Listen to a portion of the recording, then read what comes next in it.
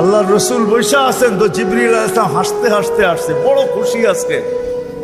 আল্লাহ রসুল জিজ্ঞাসা করছে এত খুশি কেন? বলছে সুসংবাদ নিয়ে আসছি, আপনিও খুশি হয়ে যাবেন। বলছে কি সুসংবাদ? 70,000 উম্মত আপনার হিসাব কিতাব ছাড়া জান্নাতে যাবে। তো শুনতে দেরি, চেহারা মলিন হইতে দেরি হয় না। তো জিবরিল আলাইহিস সালাম বললেন এটা কি? আপনি তো খুশি হওয়ার কথা, চেহারা মলিন হলো কেন? মাত্র 70,000, আমার সাহাবী তো 1.25 লক্ষ, কিয়ামত পর্যন্ত উম্মতের কি হবে? এই জন্য চেহারা মলিন।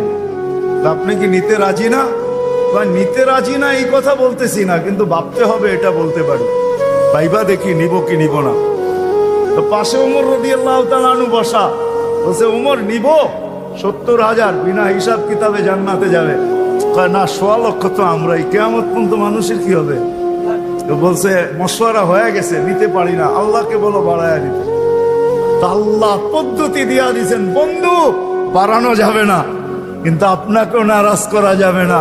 পদ্ধতি 70,000-এর প্রত্যেক ব্যক্তি 70,000 হাতে ধরে জান্নাতে নিয়ে যাবে। আল্লাহর রসুল বৈশা আছেন তো জিবরিল আলাইহিস সালাম হাসতে হাসতে আসছে, বড় খুশি আজকে। আল্লাহ রসুল জিজ্ঞাসা করছে এত খুশি কেন? বলছে সুসংবাদ নিয়ে আসছি, আপনিও খুশি হয়ে যাবেন। বলছে কি সুসংবাদ? 70,000 উম্মত আপনার হিসাব কিতাব ছাড়া জান্নাতে যাবে। তো শুনতে দেরি, চেহারা মলিন হইতে দেরি হয় না।